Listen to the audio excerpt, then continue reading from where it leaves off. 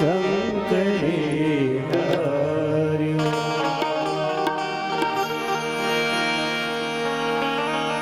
गजाननं भूतिगणाधिसेवितं कपित्थजम्बुफलचारुभक्षणम् उमासुतं शोकविनाशकारकं नमामि विघ्नेश्वरपादिपङ्कजम् अतुलितबलधामं स्वर्णशैलाभिदेहं धनुजोनिकृशानुविज्ञानिनामाग्रगण्यम् सकलगुणनिधानं वानराणामधीशं रघुपतिवरदूतमवाद्यजातम् राम कथा मंदाकिनी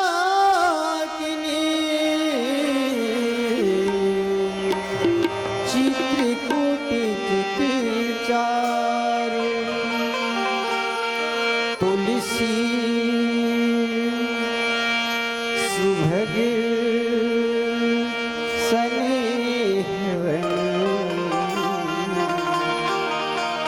श्री रघुवीर भैया राम नाम की सुमरन कर ले बेरा निजट करा रही है। राम नाम की सुमरन कर ले बेरा निजट करा रही है। बने जतन के रघुवी भैया ये तन हमर उधारी है। ये सब जन के तन उधारी है। अब अविलंब कार्यक्रम लोग गति देथन। फिर एक ठन निवेदन है अपन कथा सुनाए के ज्यादा प्रयास करबो, भजन और संगीत कम करबो। हो सकिना जाए के बेरा और आए के बेरा, आए के बेरा और जाए के बेरा बने बने गुठिया ले खाए के बेरा। तो बने बने गुठियाए के समय हमारे वर्मा जी आप मल्ला कथा परोसी आओ अविलंब ये कार्यक्रम ला गति देता।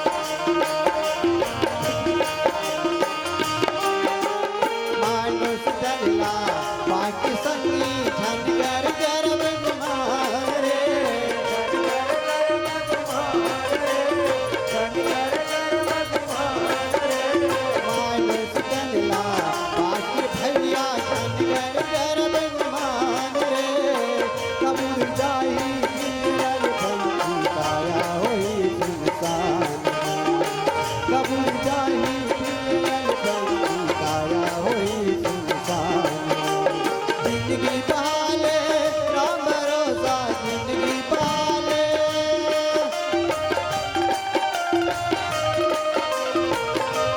जिंदगी बहाले राम भरोसा जिंदगी बहाले राम भरोसा जावे राम के नाम पे सत्संग वाले भैया मेरे कथा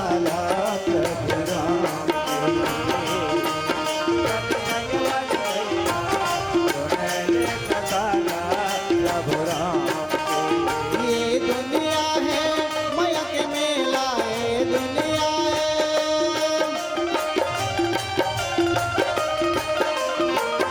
ये दुनिया है माया के मेला है दुनिया है माया के मेला ले राम के नाम पे सत्संग वाले भैया मेरे कथा प्रभु राम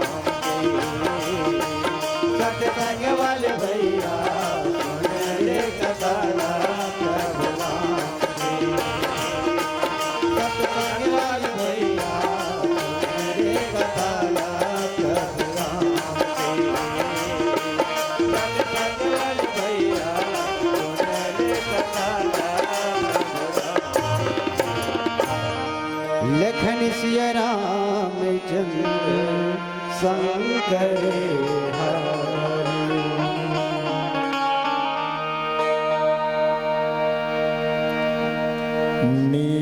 नीलाम्बुज श्यामल कोमलांगं सीता समारोपित वामभागं पाणौ महासायक चारुचापं नमामि रामं रघुवंशनाथं यत्र यत्र रघुनाथ कीर्तनं तत्र तत्र कृतमस्तकाञ्जलिं वाष्पवारि परिपूर्णलोचनं मारुतिं नमत राक्षसान्तकम् सिया मांडवी उर्मिला श्रुति कीरति बरबाम चार ललन चारो लली तुलसी करत प्रणाम जानकी जीवनम वंदे मांडवी प्राणवल्लभम उर्मिला रमणं वंदे कीर्तिकांतं नमाम्यहम् आवत देखे लोग सब कृपा सिंधु भगवान नगर निकट प्रभु प्रेरऊ उतरे भूमि विमान सियावर रामचंद्र की जय। अनंतानंत अनंत कोटि ब्रह्मांड नायक कारण करुणावरुणालय मर्यादा पुरुषोत्तम त्रिभुवन मोहन मेरे परम इष्ट श्री सीतारामचंद्र जी महाराज श्री राम कथा के आद्याचार्य भगवान भूत भावन शंकर जी श्री सीताराम जी के चरण कमलों में नित्य अनुराग रखने वाले अंजनी नंदन हनुमान जी महाराज एवं श्रीमद् रामचरित मानस के प्रणेता प्रातः स्मरणे पूज्यपात कविता कानन केसरी कवि कुलभूषण संत शिरोमणि श्री राम कथा रस रसिक गोस्वामी जी महाराज पावन मानस ग्राम सरोरा के इस धर्म मंच के समीप उपस्थित श्री राम कथामृत के जिज्ञासुओं पिपासुओं अर्चनीया वंदनीया पूजनीया माताओं तथा बहनों भव्य भारत के भावी राष्ट्र निर्माता नन्हे मुन्ने प्यारे प्यारे बच्चों और अखंड भारत के भाग्य विधाता नौजवान साथियों आइए परम सौभाग्य का विषय है कि आपके ग्राम में श्री राम कथा ज्ञान यज्ञ का भव्य आयोजन किया गया है और जिसकी आज पूर्णाहुति की पावन बेला है। आइए रात्रि बहुत अधिक हो चुकी है अस्तु मेरे पूर्व इस धर्म मंच से जितने भी कथावाचकों ने आपको कथा सुनाई उन सबको दंडवत प्रणाम करता हुआ आगे कथा भाग में चलने का प्रयास करें। समय बेशकीमती है प्यारे, एक एक क्षण का समय जो निकल गया वो लौटकर वापस आने वाला नहीं है। संसार की अन्य चीजें बार बार मिलती है, बिछुड़ती है, आती है, जाती है, लेकिन सांसें जो चली गई वो लौटकर आने वाली नहीं है। इसलिए हर पल का, हर क्षण का सदुपयोग करने का प्रयास करें। एक निवेदन हाथ जोड़कर करूं, आप श्रीमद् रामचरितमानस की कथा सुन रहे हैं। कथा, और कथा कहते किसे हैं? कथा का तात्पर्य मनोरंजन बिल्कुल भी नहीं है। भगवान के चरणों में जो तत्व श्रद्धा पैदा कर दे उस तत्व को कथा कहते हैं। शास्त्र कह रहा है कि ब्रह्मणि आस्था यया कथा कथ्यते इति कथा। भगवान के चरित्र ही कथा कहे जाते हैं। इसलिए आइए रामचरितमानस का उत्तरकांड, भगवान श्री रामचंद्र जी महाराज 14 वर्ष का वनवास बिताकर लंकापति रावण को सपरिवार अपने धाम में भेजने के बाद अपनी प्रिय नगरी अयोध्या वापस आ रहे हैं। भगवान आए किसमें? भगवान आ रहे हैं पुष्पक विमान में। देखिए, विमान 3 तरह के होते हैं शास्त्रों में। एक निवेदन करूं, वाहन और विमान ये दोनों अलग अलग चीजें हैं। भगवान शंकर का विवाह जब हो रहा था, वहां गोस्वामी जी महाराज ने लिखा, लगे सवारन सकल सुर वाहन विविध विमान। वाहन उसको कहते हैं जो जमीन पर चलते हैं, जैसे मोटर कार, साइकिल आदि। ये धरती पर चलते हैं, ये विमान वाहन कहलाते हैं। और विमान किसे कहते हैं? जो आकाश में उड़ता है उसको विमान कहते हैं। आजकल हवाई जहाज विभिन्न मॉडलों के आपने देखा सुना होगा। ये नकल है पुष्पक विमान का। लेकिन आज विज्ञान की दुनिया में लोग बहुत आगे भले बढ़ गए, लेकिन पुष्पक विमान की नकल अब तक नहीं हो सका। पुष्पक विमान की खासियत क्या है? जैन विमान में बैठ के भगवान आवत है, वो विमान के विशेषता क्या है? पहली विशेषता तो यह है कि पुष्पक विमान जो है उसमें डीजल पेट्रोल नहीं लगता। दूसरा, पुष्पक विमान को चलाने के लिए पायलट, ड्राइवर की जरूरत नहीं पड़ती। तीसरी बात, पुष्पक विमान जरूरत के अनुसार अपना आकार बदलता है। मान लो 5 लाख लोगों को जाना है तो पुष्पक विमान में 5 लाख लोग बैठ जाएंगे और एक सीट खाली रहेगी। अगर 3 जन ले जाना है तो विमान छोटा हो जाएगा, 3 लोग बैठेंगे, एक सीट खाली रहेगी। पुष्पक विमान की और विशेषता सुनिए। पुष्पक विमान इच्छाचारी विमान है।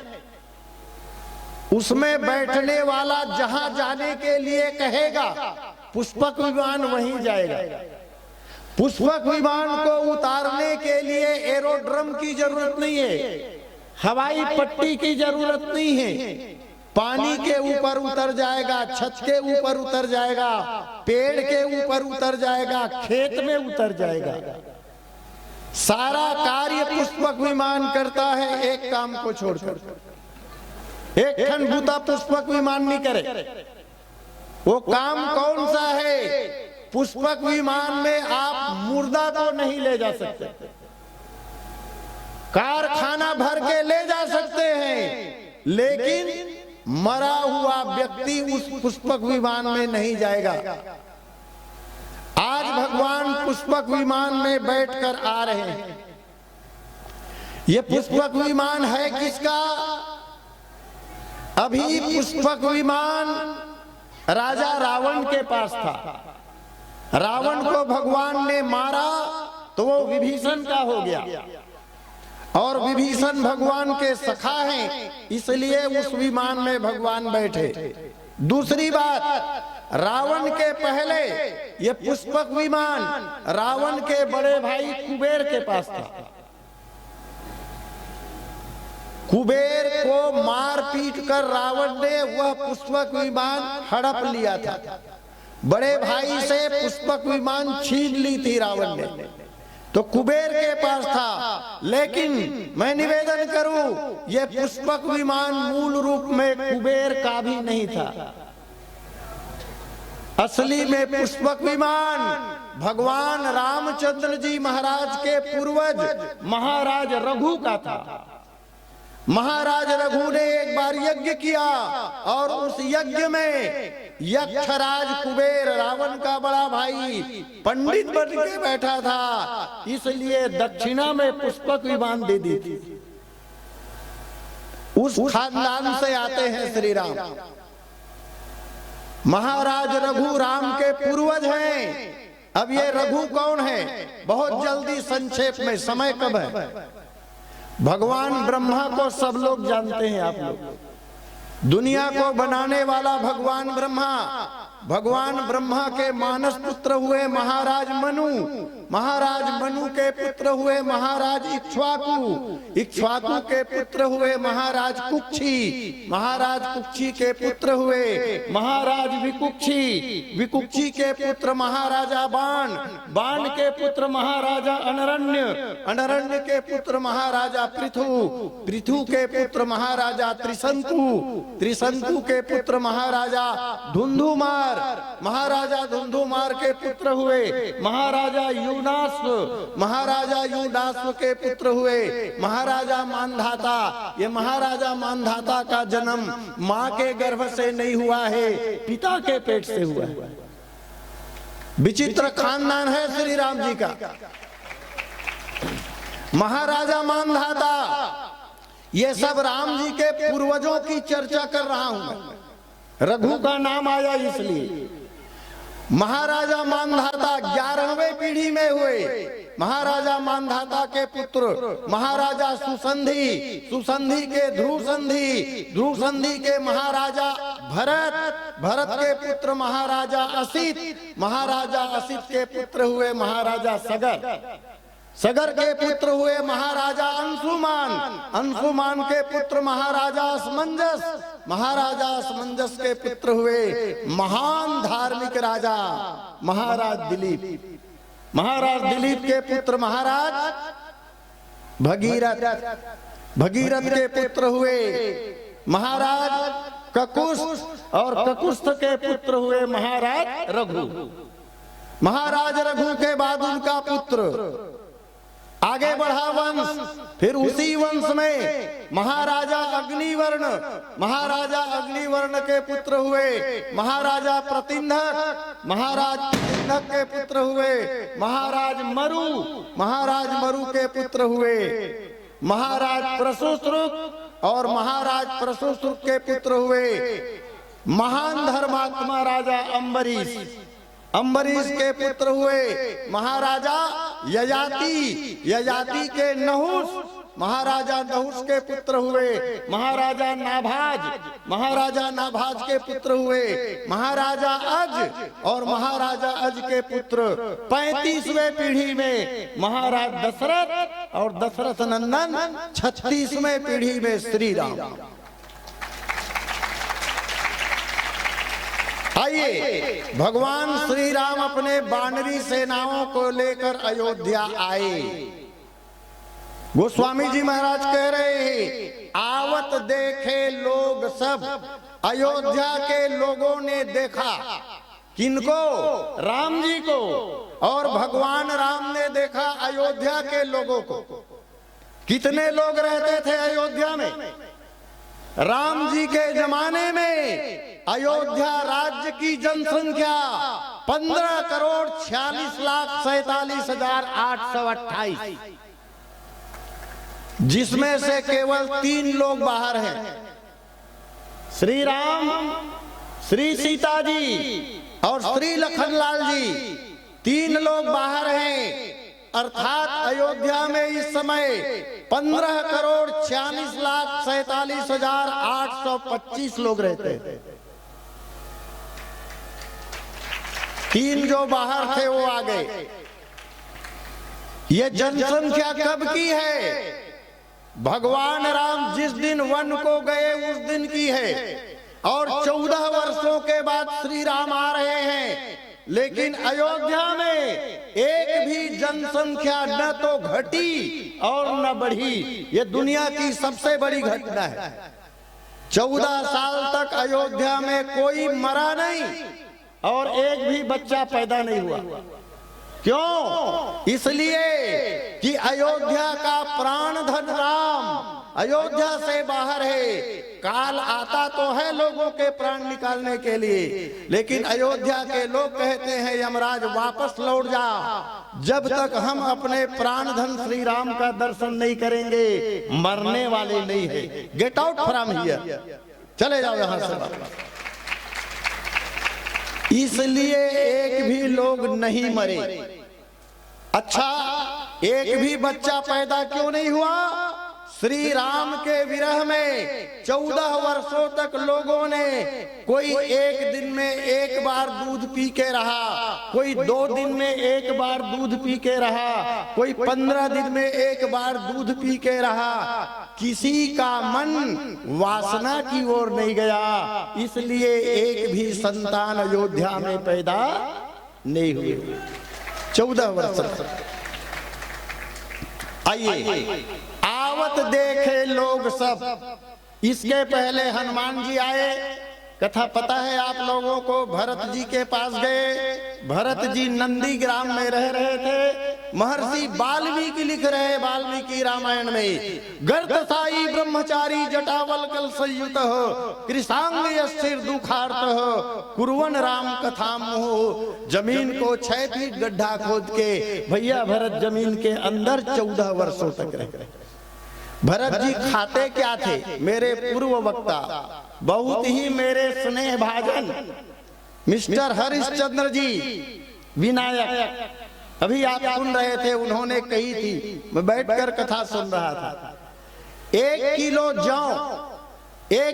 जौ भैया भरत गाय को खिलाते थे। गाय 1 किलो जौ को खा लेती थी, और गोबर के साथ जितने खड़े दाने जौ के निकलते थे उसको धोकर सुखा दिया जाता था, और उसे पीसकर आटा बनाकर 14 वर्षों तक भरत उसी की रोटी खाकर जिंदा रहे। हनुमान जी महाराज आए। हनुमान जी ने बताया, भैया भरत, जासु बिरह सोचहु दिन राती, जिसके वियोग में दिन रात चिंतित रहते हो वो परमात्मा आ रहे हैं। तैयारी हो गई, दीपोत्सव मनाया जा रहा है। दीपावली अयोध्या में भगवान राम का दर्शन करने के लिए अयोध्या की जनसंख्या उमड़ पड़ी। एक निवेदन करना चाहूंगा मैं, अयोध्या की जनसंख्या राम दर्शन के लिए आगे बढ़ी, लेकिन आगे बढ़ने का तरीका अगर सीखना हो तो रामचरितमानस से सीखें। इसके पहले जो दोहा हम पढ़ रहे हैं वो नंबर 4 है, और इसके पहले एक दोहा है 3 नंबर में, जहां गोस्वामी जी महाराज ने लिखा है, राका शशि रघुपतिपुर सिंधु देखी हर्षान, और बढ़ो कोलाहल करत जनु नारी तरंग समान। भगवान राम पूर्णिमा के चंद्रमा है, ध्यान दीजिएगा, बात बहुत गहरी है। भगवान राम पूर्णिमा के चंद्रमा है। अब पुण्यक चंद्र कतडार उठेगा पूर्व दिशा में। पूर्णिमा का चंद्रमा माताओं पूर्व दिशा में निकलता है। अब राम जी पूर्णिमा के चंद्रमा हैं, तो पूर्णिमा का चंद्रमा पूर्व दिशा में निकलेगा ना, पूर्व दिशा में निकलेगा। और जब राम को पूर्णिमा का चंद्रमा कहा गया है तो श्री राम का जन्म हुआ है कौशल्या माता के गर्भ से, तो कौशल्या माता को पूर्व दिशा होना चाहिए। इसका प्रमाण क्या है? रामायण में बालकांड में जहां पर वंदना प्रसंग है 9 दोहों में, वहां कौशल्या माता की वंदना जब तुलसीदास जी महाराज ने किया तो लिखा है बंदो कौशल्या दिशि प्राची।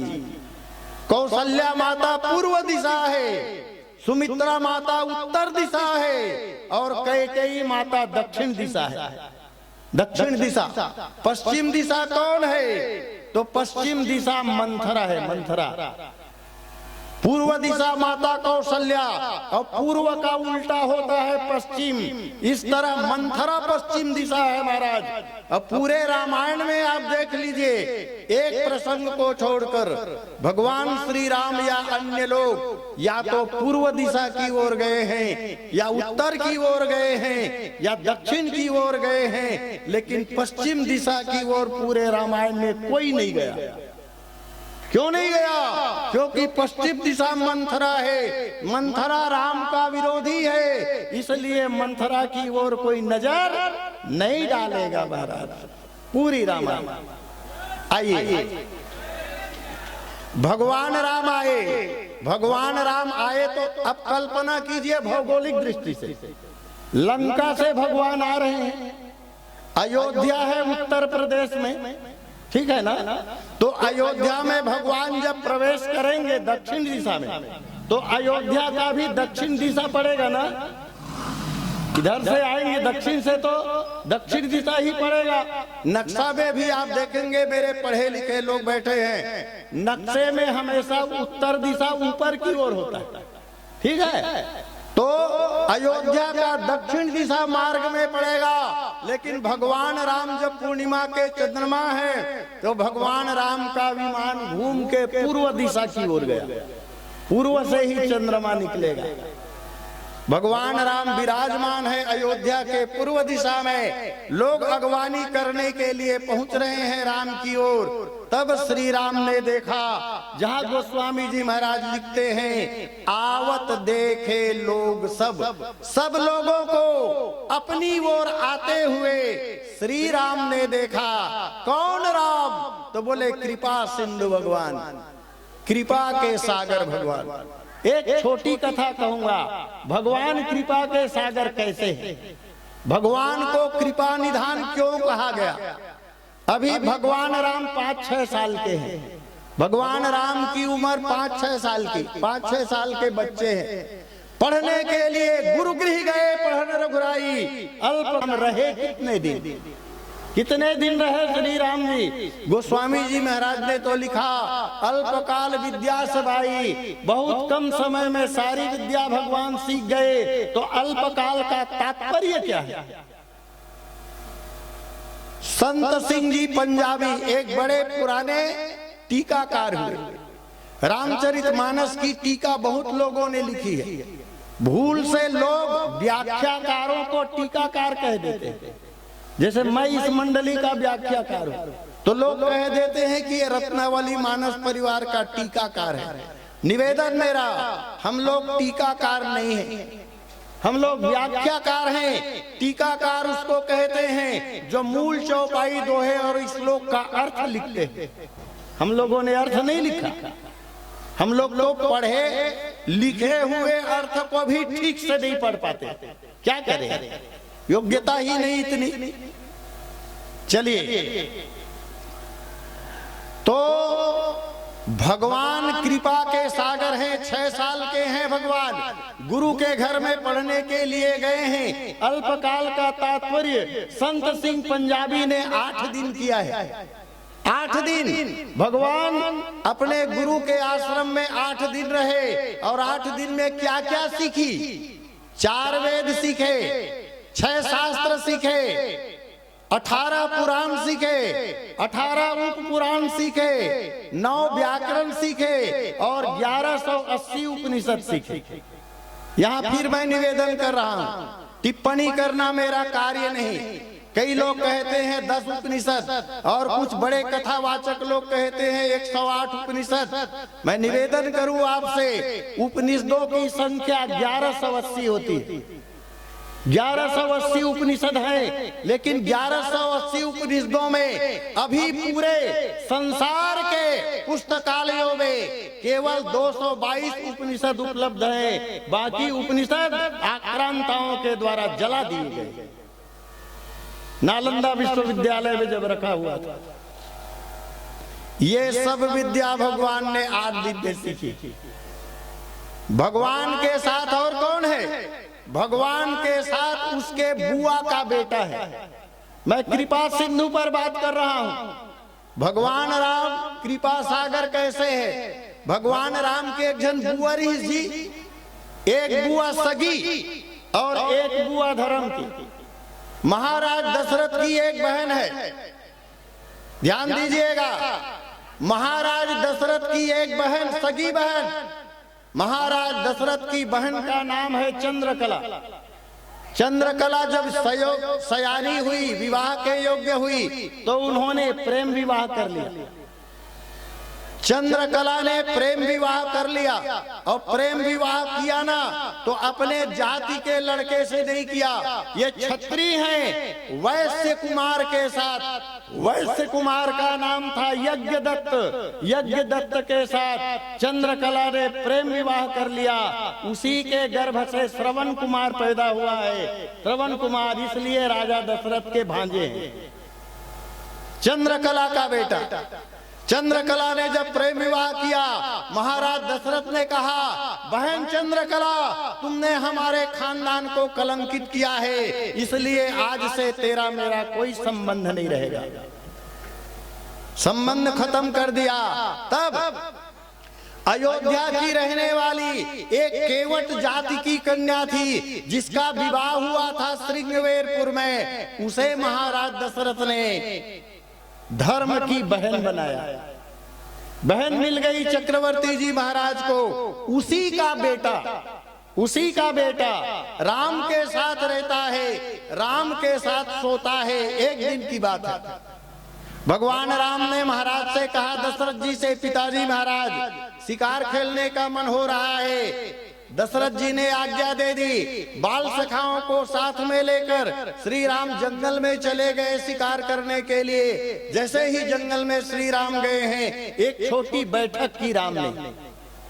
बैठक करी राम जी ने मित्रों से कहा, देखो आज मेरे शिकार पर कोई दोबारा हथियार नहीं चलाएगा, और अगर कोई मेरे शिकार पर हथियार चलाएगा तो उसका वध मैं स्वयं करूंगा। पहली बात। दूसरी बात, आज मुझे समझाने की कोशिश कोई नहीं करेगा, नहीं तो उसका भी मर्डर कर दूंगा, राम जी ने कहा। बैठक समाप्त हो गई। सभी बच्चे इधर उधर बिखर गए। भगवान राम जिस दिशा में गए, उस दिशा में एक बहुत बड़ा शेर आया, और जैसे ही शेर को श्री राम ने देखा, ऐसे बाण मारी राम जी शेर लछरा, जान समझ के लछरा मारे रहे। भगवान राम का छोड़ा हुआ बाण चमड़ी काटता हुआ निकल गया शेर का। शेर गुस्से में आ गया, राम को पकड़ लिया, और नीचे राम है और श्री राम की छाती पर शेर बैठा हुआ दहाड़ रहा है। बच्चों ने आवाज सुनी, सब बच्चे दौड़ के आ गए, सब के सब घेर ली राम नीचे में दबे है, शेर गरजत है। एक लड़का दूसरा लड़का हुजरा थे, अरे कुछ तो कर यार, कुछ तो कर, तती ही करना। बोला काबर कहा था, मोल सूरता थे। कबड्डी खेल हो है ना, जब मैं गुरुजी रहे तब के बात है, अब नहीं, अब रिटायर हो गए, ठीक है ना। तो जब कबड्डी का खेल होता था, कबड्डी देखने के लिए लोग आते थे। एक लड़का कबड्डी करने के लिए गया है, और जो दर्शक दीर्घा है वो मारना मारना, कोनो मन का पकड़ना, तती ही कुछ जन जा पकड़ ले। नहीं, अरे वो जान ही खिलाड़ी है, पकड़े के लिए खेकी नहीं है। बच्चों ने कहा कुछ किया जाए, लेकिन सबको प्राण का भय है। बोले ये शिकार राम का है, और राम सत्य संध है। राम ने कहा है, अगर उसके शिकार पर दोबारा हथियार चलाया जाएगा तो उसे मरना पड़ेगा। किसी की हिम्मत नहीं हुई। उसी में वो राम की जो धर्म की बुआ थी निषाद कन्या, उसका बेटा भी था, उससे रहा नहीं गया। म्यान से तलवार खींची और शेर को मारने के लिए जैसे ही दौड़ा, नीचे राम जी दबे थे, राम की नजर पड़ गई। राम जी ने कहा, वो छोटे भैया क्यों मेरी बात नहीं सुनी क्या तुमने? उस बालक ने कहा महाराज सुनी भी है और समझी भी है, ये आपका शिकार है, इसको अगर मैं मारूंगा तो तुम मुझे मारोगे, यही कहना चाहते हो ना? राम जी ने कहा हाँ, तो तुम जान समझ के क्यों मरना चाहते हो? तब उस छोटे से बालक ने क्या जवाब दिया वो सुनिए। उस बालक ने कहा प्रभु मैं आपके हाथों से मरना पसंद करूंगा। क्यों? इसलिए कि ये शिकार आपका है ना, आपने कहा है आपके शिकार पर कोई हथियार नहीं डालेगा।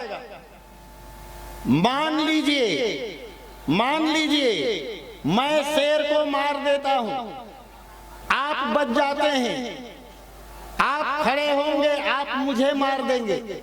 अगर मैं मर गया भगवान तो मेरे जैसे 1,00,000 निषाद बालक दुनिया में पैदा हो जाएंगे। लेकिन अगर शेर को मैं नहीं मारूंगा और शेर अगर आपको मार दिया, तब बताओ दूसरा राम कहां से आएगा? दूसरा राम कहां से लाओगे? बहुत दिनों के बाद तो खुद आए हो, नहीं लंबे समय के बाद खुद आए हो भगवान। ऐसा कहकर तलवार चला दी, शेर को मार डाला बालक ने। भगवान राम उठे, धनुष बाण संभाला, बोले छोटे भाई मरने के लिए हो जाओ तैयार।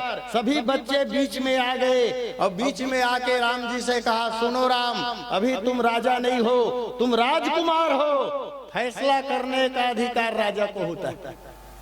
इस मामले का फैसला चक्रवर्ती जी महाराज करेंगे।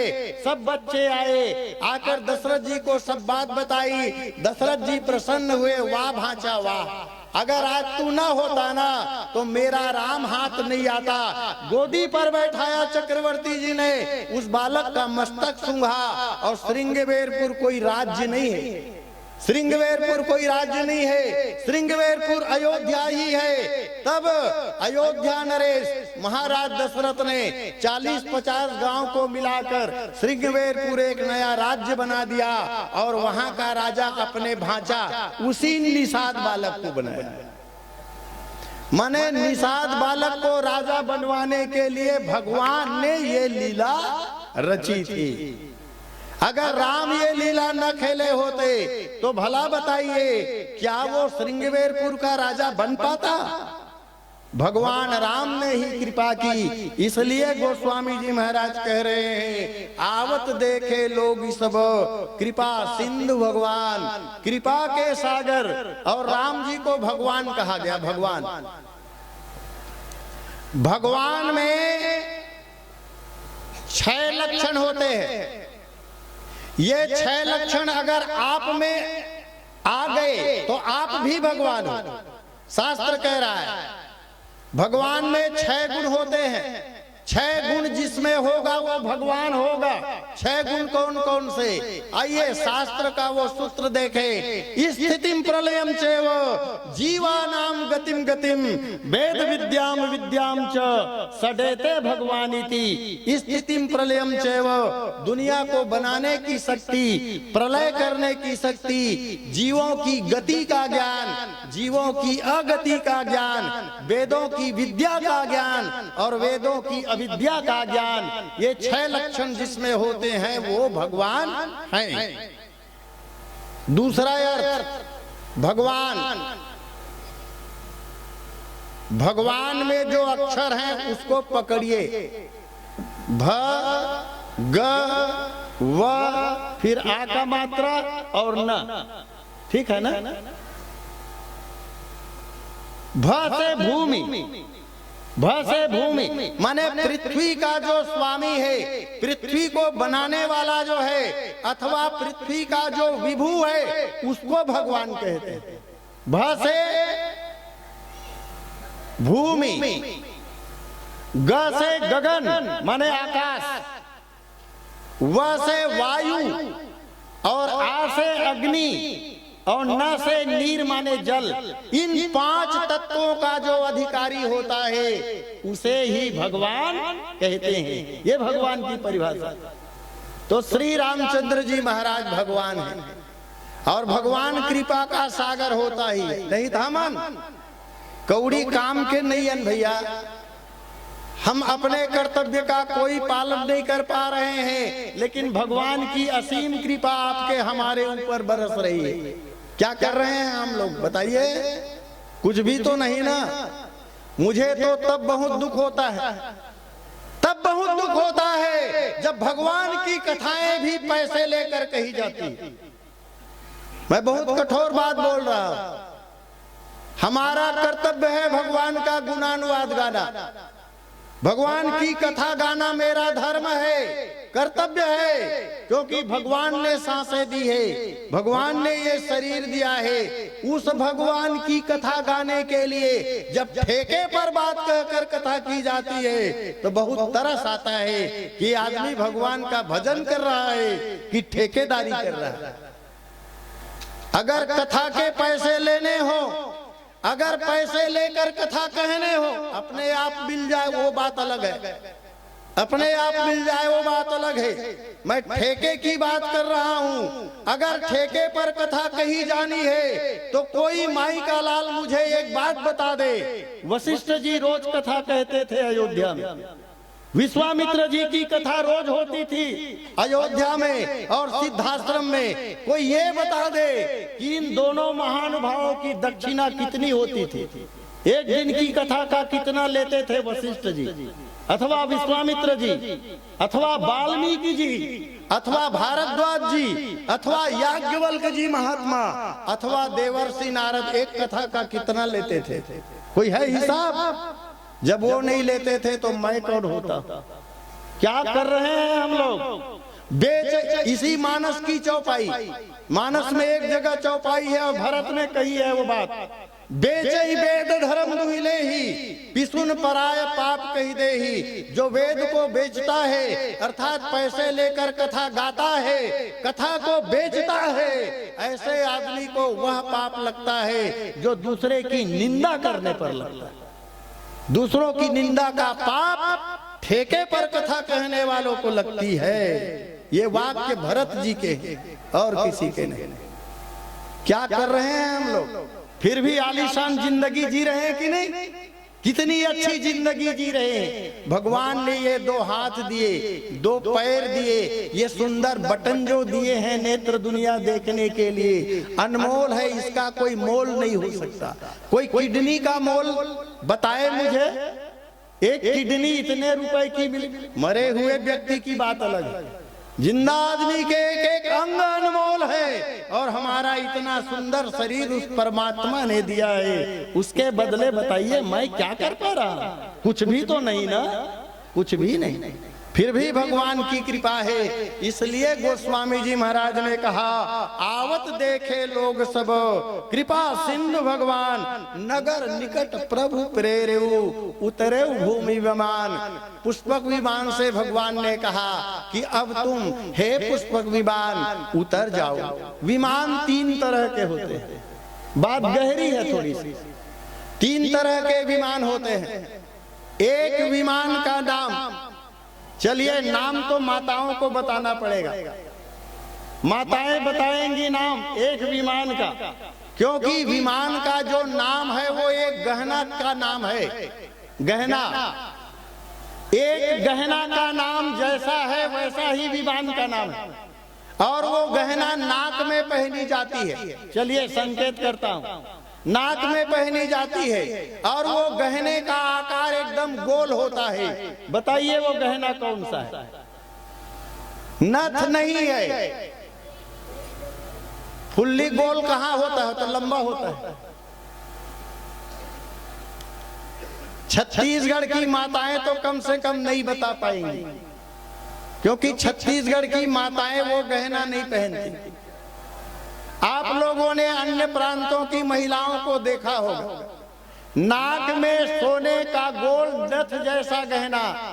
हमारी माताएं बहनें जो पहनती हैं वो एक साइड पहनती है ना, एक साइड, लेकिन एक नथ जो गोल होता है उसको ये नाक में बीच में पहना जाता है, बीच में। ये देखा होगा आपने, खासकर दक्षिण भारतीय माताओं को बीच में। चलिए मैं बता देता हूं, उस गहने का नाम है बेसर। बेसर जो बीच नाक में पहनी जाती है, आगे की ओर निकला रहता है। पहला विमान, उसका नाम है शास्त्रों में बेसर। इसका आकार गोल होता है, विमान गोल होता है, इसलिए उसका नाम बेसर है। एक दूसरा विमान, वो दूसरा विमान चरपहला होता है। चरपहला जानते हैं ना? एक पिल्लर हो, गोल नहीं, चार कोना वाला पिल्लर, चार कोने जिसमें हो, चरपहला। ऐसे विमान को नागर विमान कहते हैं, नागर। और एक तीसरा विमान होता है जो 8 पहला होता है, 8 कोर जिसमें होते हैं। ये 3 तरह के विमान कहे जाते हैं। और इन 3 तरह के विमानों में केवल और केवल एक विमान ऐसा है जो इच्छाचारी है, जिसकी चर्चा हो रही है, पुष्पक विमान। उसमें बैठकर भगवान आए और भगवान ने विमान को जमीन में उतरने के लिए कह दिया। भगवान की आज्ञा को शिरोधार्य करके वह विमान जमीन पर उतर गया। बोलिए लखन सिया रामचंद्र की जय।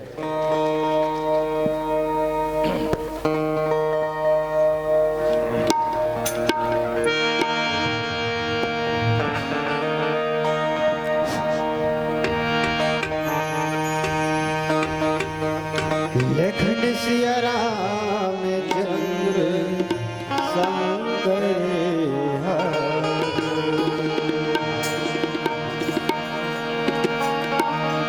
लटपट मा पाए न भैया ये मन खेतन चूला,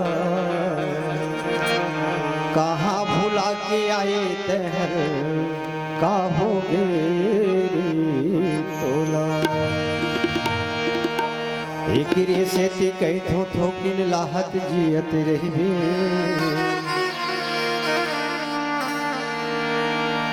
बड़ तुरी हा जाए बड़े जन उड़वा बोझा। मारत लेगी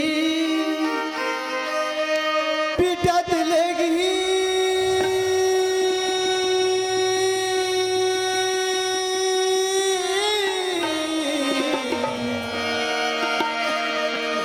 और चचकारत लेगी रे तोला।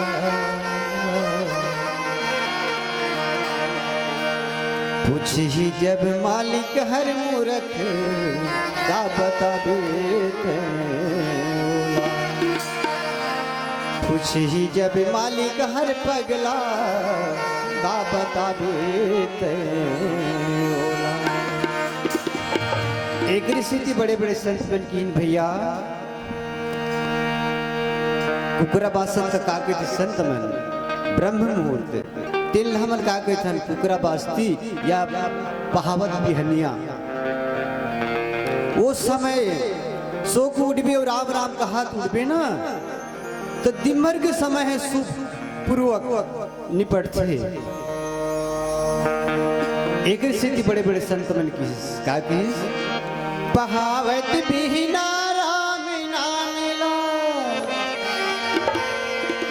भूषण भुलावे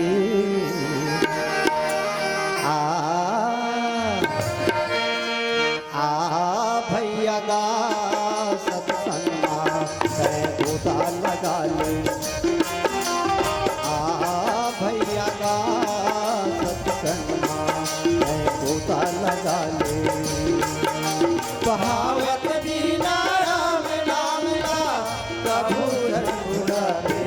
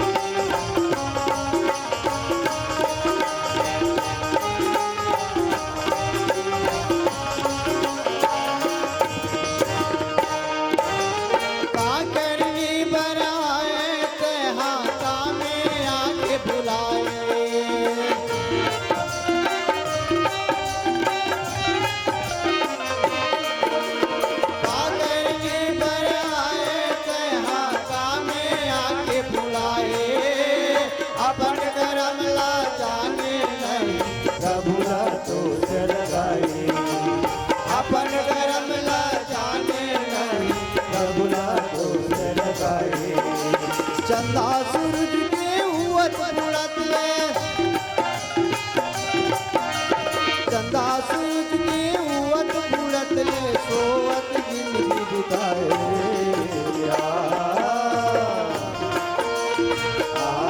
भैया का सत्संग गोता लगा ले, भैया का सत्संग गोता लगा ले। कहावत बिना राम नाम ला,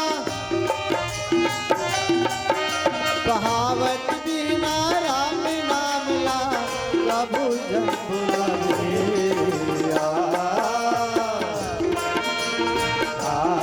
भैया का गोता लगा ले, भैया का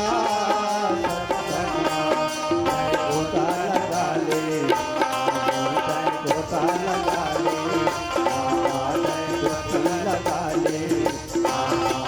गोता लगा ले,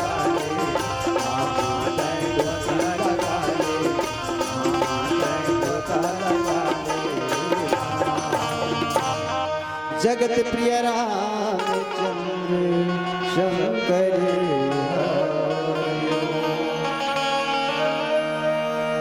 उतरी कहे प्रभु पुष्प कहीं, तुम कुबेर पहि जाहो।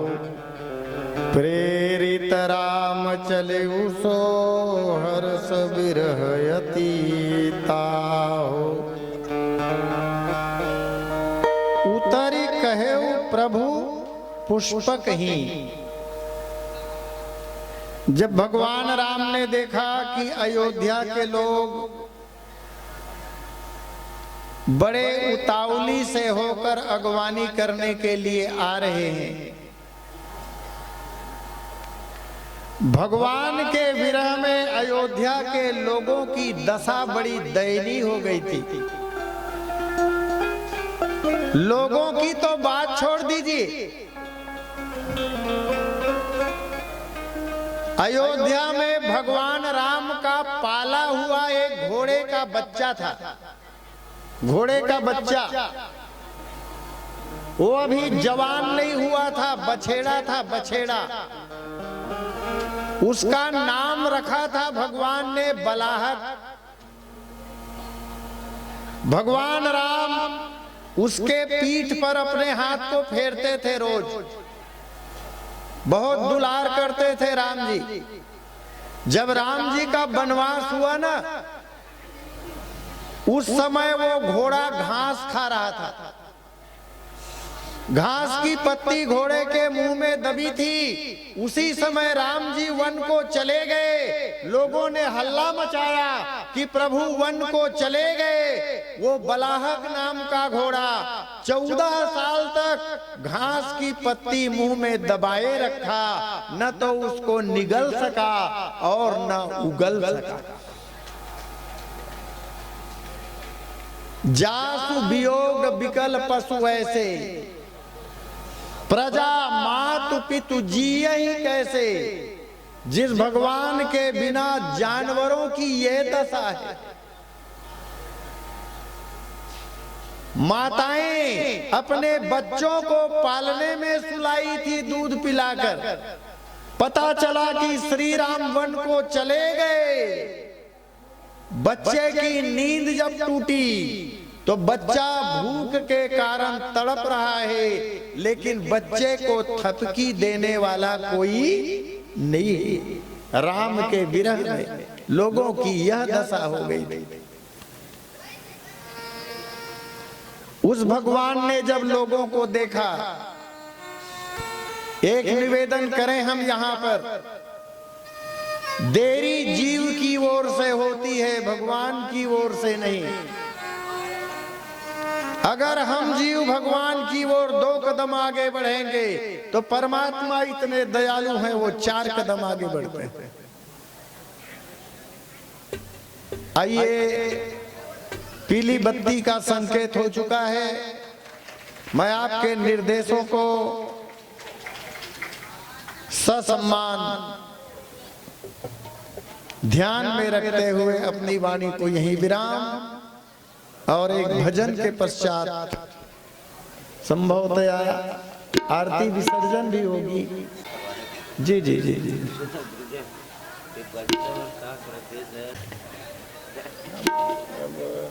वो डांस वाला तो नहीं हो पाएगा।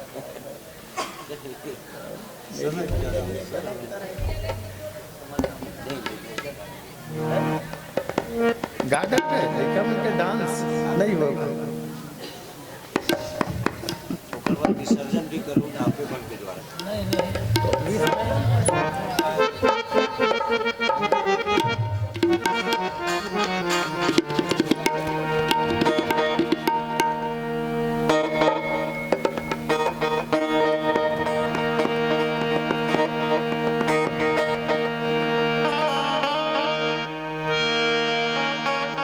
बोले लखन से रामचंद्र भगवान की जय।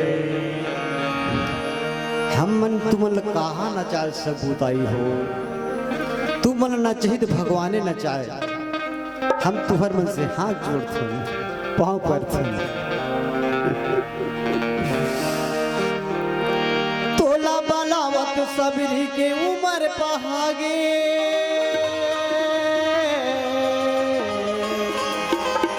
और केवट देखा थे गंगा आ जाना मोर दुआरी में प्रभु जी तोला बलावत भारत माँ के पावन भूया में छत्तीसगढ़ महतारी है। भारत माँ के पावन भूया में छत्तीसगढ़ महतारी है। ये छत्तीसगढ़ की बेटी कौशल्या राम जी के महतारी है। तब तो छत्तीसगढ़िया भैया मन्ना भाचल राम बरोबर मानथन जी। ये हम छत्तीसगढ़िया मन के चिन्हारी है, यही हमार चिन्हारी है। तो आवो वो भाचा राम लना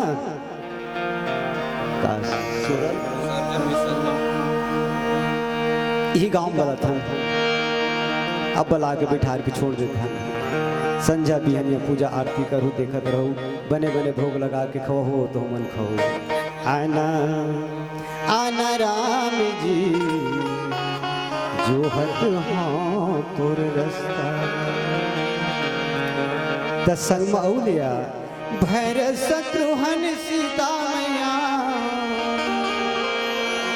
भैर शत्रुहन सीता मैया संगेला बेला कन्हैयाला आना आना राम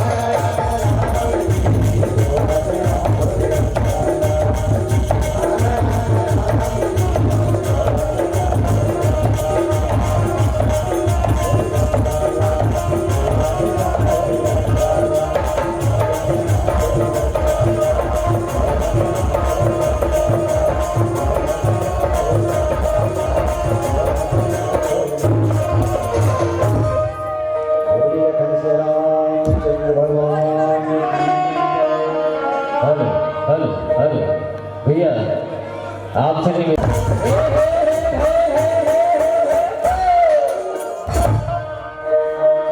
अरे ए दीदी हो जरा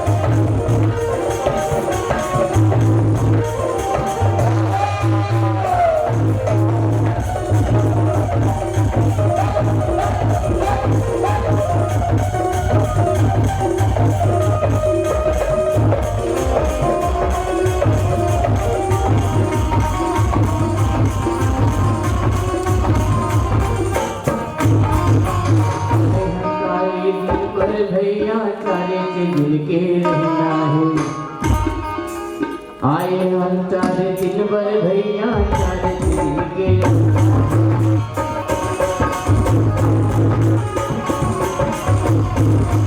आए हम चारे से मिल के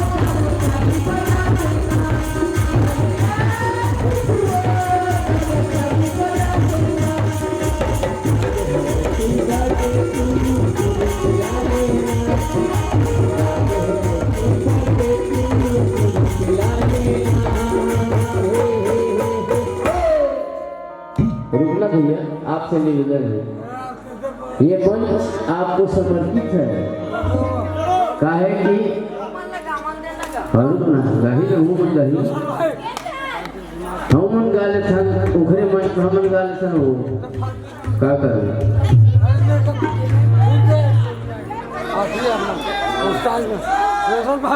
सुनो तो दीदी आज happy birthday Happy birthday to you.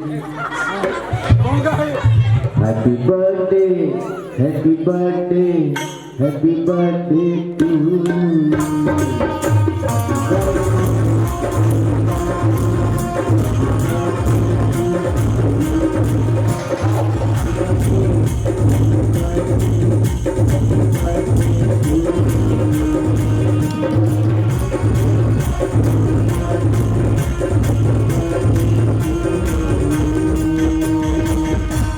आप सबको झेलना ये नया साल की मुबारक हो ये पुराना साल की विदाई में आप सबको सत्संगला संस्थाला और जितना भी आए हैं और सुस्ता करना सबको झेलना बधाई हो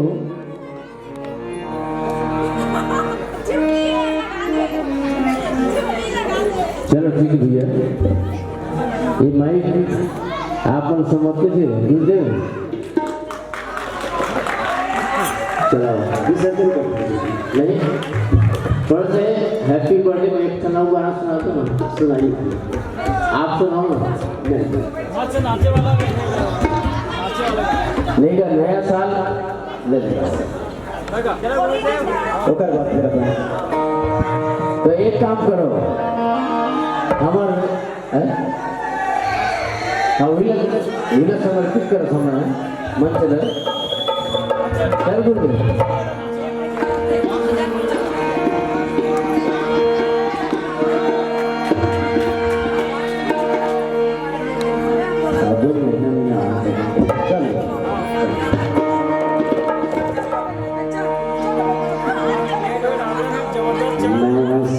मस्त नहीं लगे उड़त रंग गुलाल आगो आगो राधा भागे पीछे रंग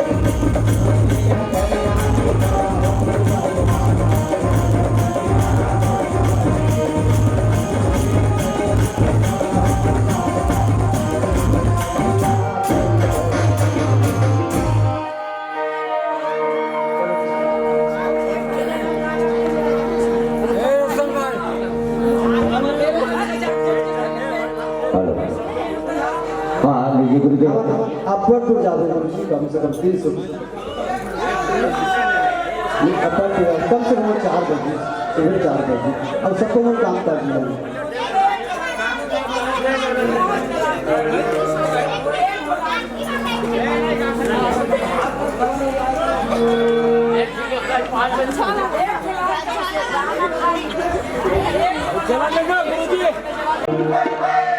मोला निकला ये कहा मधुर मधुर बंसी है।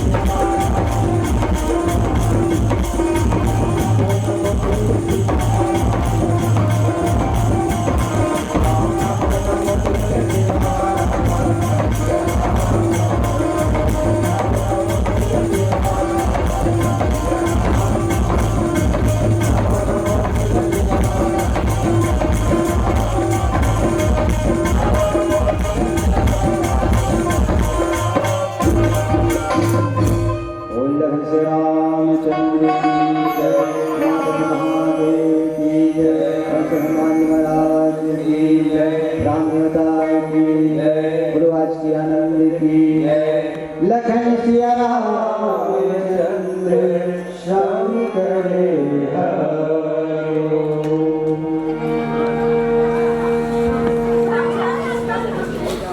हमारे संत जी जो कि आपने बहुत ही लंबा सफर तय कर हमारे इस पावन धरा धाम में पधारे और हम जनमानस को भगवान के अमृत रूपी गाथा को श्रवण करा करके कृतार्थ किए, इसके लिए हम समस्त अयोध्यावासी हृदय से आभारी हैं और आभारी रहेंगे।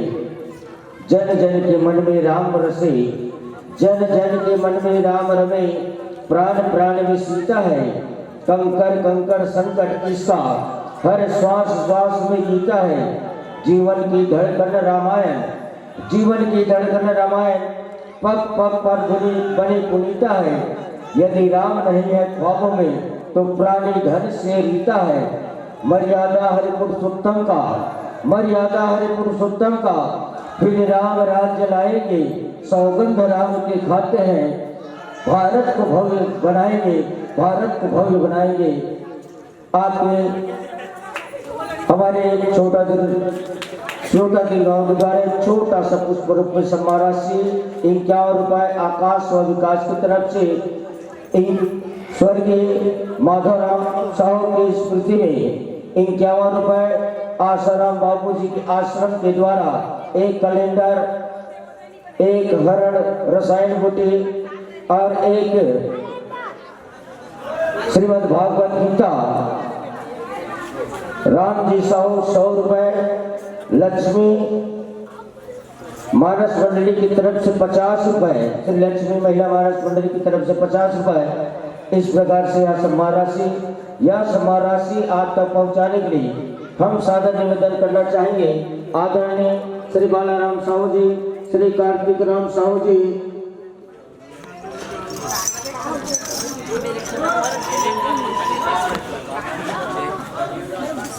और आदरणीय जीवराखन निर्वालकर जी, आप तीनों आए हैं और आप तीनों संतों के कर कमलों द्वारा और जो राशि है वह भी उसी में रख दी गई है। और एक श्रीफल या सम्मान राशि आदरणीय बालाराम साहू जी, जीवराखन निर्वालकर जी, कार्तिक राम साहू जी और विदाई की विदा में साथ ही साथ बुढ़ाए से बंधन अभिनंदन और साहब के लेवन धर्म नन्नी जाबो के संग है वो हम मुकेश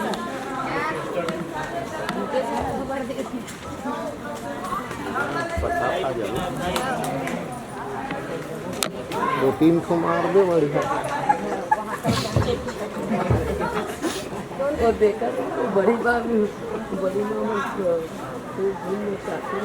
सुबह सूरज की किरण आपको प्रकाश दे, इस संघर्षशील दुनिया में जीने की आस दे। फूल आपको खुशबू और प्रकृति हरियाली दे। भगवान आपको खुशबू और हमेशा खुशहाली दे। हर माताओं के आंचल में राम कृष्ण जैसा लाल हो। सफलता आपकी कदम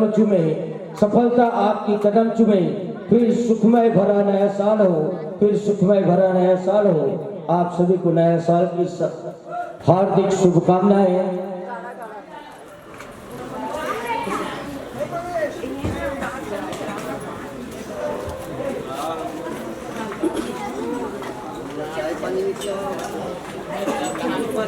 इस प्रकार से आज के यह अंतिम प्रस्तुति